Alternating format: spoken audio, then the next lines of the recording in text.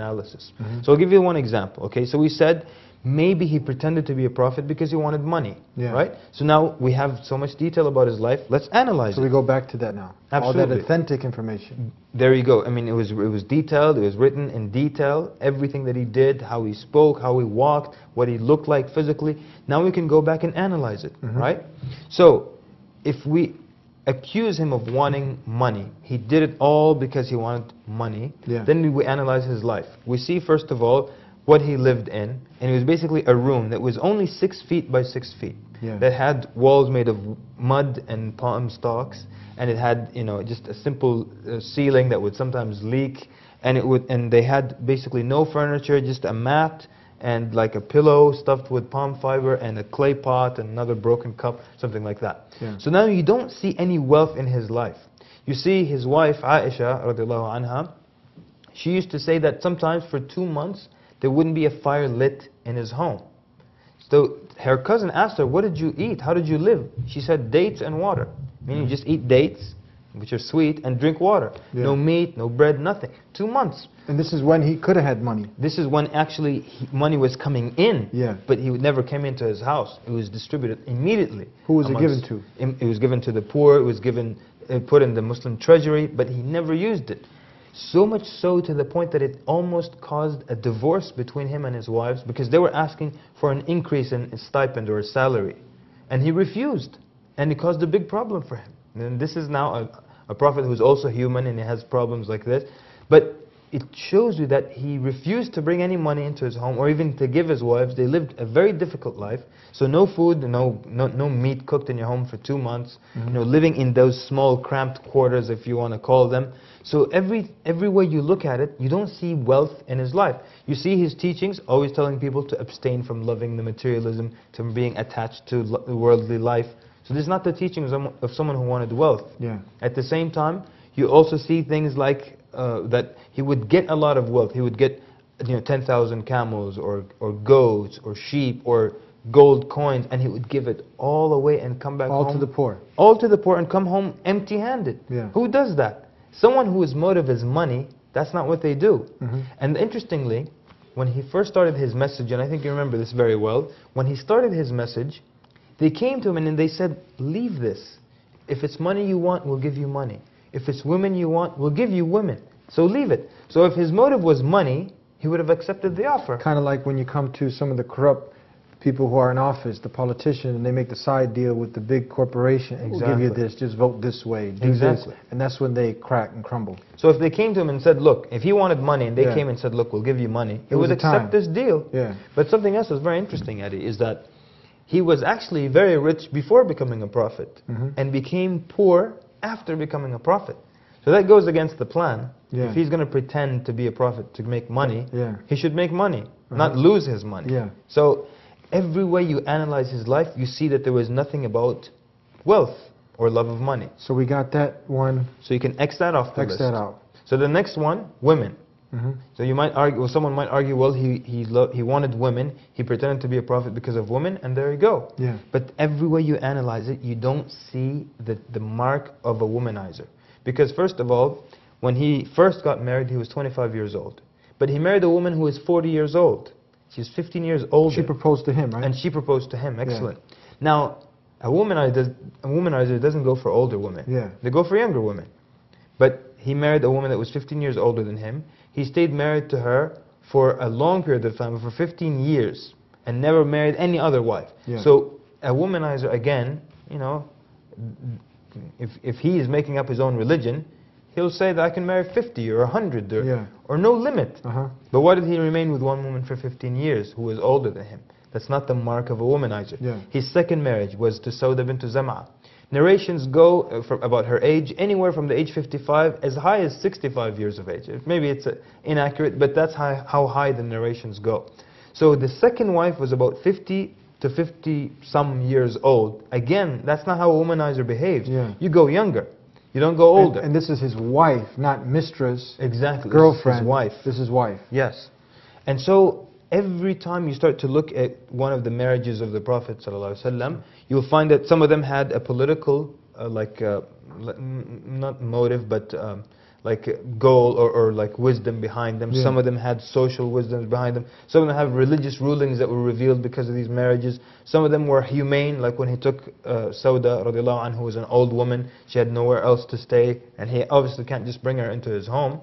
So he married her. So some of them had humane reasons behind them. So there was always a reason, and it wasn't just that when you look at it, it's not the behavior of someone who's a womanizer. Can it also be, is it a wisdom here because we see that we have so much information on him, now the people behind the scenes are the wives. So they're narrating his life. Is this also a way now that to get more information? Because definitely. And that's the intimate things, the details of all his life that the man can't give his buddies, his companions. Only the women can. Of course, and they lived with him and they saw him do everything, and so they were able to relate to us the finest details of his life. And by the way, I mean, no matter who you look at and you analyze their life, when you look at it in detail, you start to find flaws. But we have so much detail on the intimate life of the Prophet ﷺ, so if there was a flaw, we'd be able to see it very clearly. You know. And an imposter, certain things would not work out. Like the imposter would not practice what he would preach, right? And we can expound on that a bit more if you'd like. Let's take a break. They're signaling, and we'll be back on the Deen Show. Former bad boy, gone good boy. I ran with an entrepreneur. I ran with an icon in the music business. How he attained something that money couldn't buy. Short period of time, the success of the records that I did. He left that life. It wasn't a country that I couldn't go to. He lived this good life. It wasn't a country that I couldn't go to. The life that brought him peace. A person couldn't identify with who I was or the songs I created. Brothers and sisters, get ready. You're watching the Deen Show. Take it away, Eddie. What are you waiting for? What are we waiting for right now? What are we waiting for all these people to come to Islam? What are we waiting for? What are we waiting for right now? When they're going to come? They're going to come. Allah going to bring these people. Allah subhanahu wa ta'ala put in our hand the ability to do it. Now do your job. Back here on the Deen Show.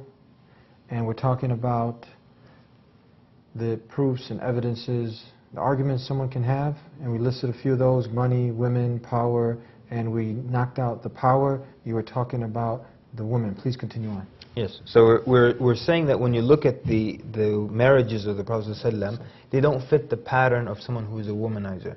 Not from age, not from duration, because his first marriage, and the correction is that he was married to his first wife for 25 years. 25 years. Yeah, and the womanizer basically doesn't need to stay with one woman for a long time, you know, and I think in our day and age most people are familiar with how the womanizers operate. Okay. So they don't stay with one for a long time. So you can expound on all of these. It can be a lecture on its own. Absolutely. Because we're almost out of time, tell us, because we have a few more that we have to knock out. Yes. So this is, and I'm sure anyone who's sincere, who has an open mind, humble heart, he can be like, you know what, that makes sense. Absolutely. So if you want to go ahead and wrap up on this one, and then we have a few more to cover. Okay, suppose he wanted power, right? If he wanted power, he'd be demanding power constantly, right? And he would be elevating himself in status in this religion and saying, you know, like, I'm flawless, I don't make mistakes, you need to obey everything that I say. But when you look at the message of the Quran, it actually puts him in a very human depiction, you know, that he is human,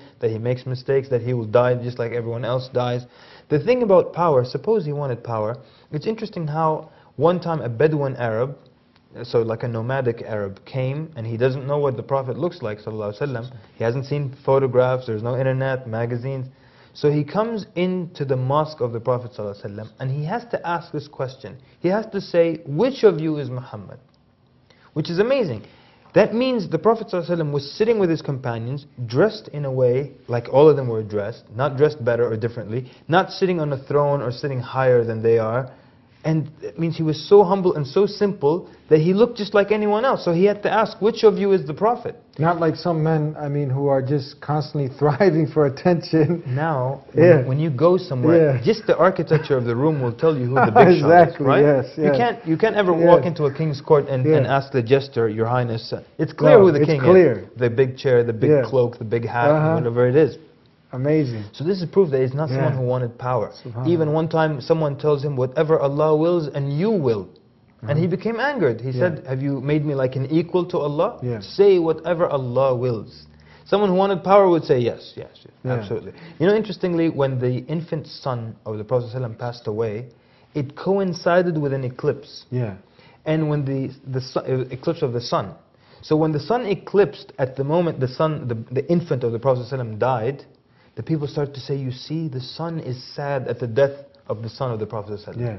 That son. Yeah? Yeah. So he actually, now an imposter would take advantage of Perfect this opportunity coincidence. right there. Absolutely, yes. That's it. And you should all be sad and give me some money while you're at exactly. it. What did he do? He says, no, these are like creations of Allah, the sun and the moon, and they don't, you know, eclipse or anything because of the death or the life of anybody. So he shied away from it. He set things straight. So you can see it's not someone who wanted power. So we're out, no power. No power. It's not. If he wanted to become famous, then you look at the Quran, because the book, the Quran, would have to be written by him. Yeah. So if he wanted if there was a motive, it would be reflected in his writing, right? So he would say, you know, he would elevate himself in rank. He would say, bring women to the Prophet, because that's his motive. Yeah. If he wanted wealth, he would write, bring wealth to the Prophet. God commands you to bring him wealth. If he wanted power, he would say, obey everything that he does blindly, you know, and so on and so forth. If he wanted fame, he would just constantly talk about himself. But interestingly, I know we're running out of time, I know, Eddie, but you know, and you know this, that the name of Moses is mentioned far more than the name of Muhammad ﷺ in the Quran. The name of Jesus is mentioned more than the name of Muhammad ﷺ. So if he wanted to be famous, why is he writing about other people in his book? It's all about me, the book. So every way you look at his life, it doesn't fit the mold of someone who is an imposter, pretending to be a prophet to get some kind of worldly gain. I would like to urge people to do their own research, because everything about his life is available online, it's available on the internet, in books, so you can find, and you look at it carefully. Does this look like the act of an imposter? And you'll come to the clear conclusion that it's not, inshallah. Thank you very much for My being pleasure. with us again. Allah We look Akbar. forward to having you back here on the Dean Show, God willing. Inshallah. And thank you for tuning in to another episode of The Dean Show. We hope that you got to hear some of the proofs and evidences, and anybody who comes at this with an open heart and open mind, and you're already seeking the truth within your very self, you're seeking to want to know what the purpose of life is, why you're here, and you're wanting the guidance. Because if you're not in the market, then you know what? It's not going to fit. It's not going to work. But if you are, you can see that the things that we're talking about, not only in this show, in all our other shows, are things that go with the good old common sense. And that's all we're asking you to do, to be sincere, to ask the one who created you for the guidance, and to come back here every week for another episode of The Dean Show. Don't forget to visit our blog section at thedeanshow.com, where we also have now Volume 2 of the DVDs for Dawah, along with the podcast and the audio versions of our shows. And until next time, we'll see you, God willing, inshallah. Assalamu alaikum. Peace be unto you.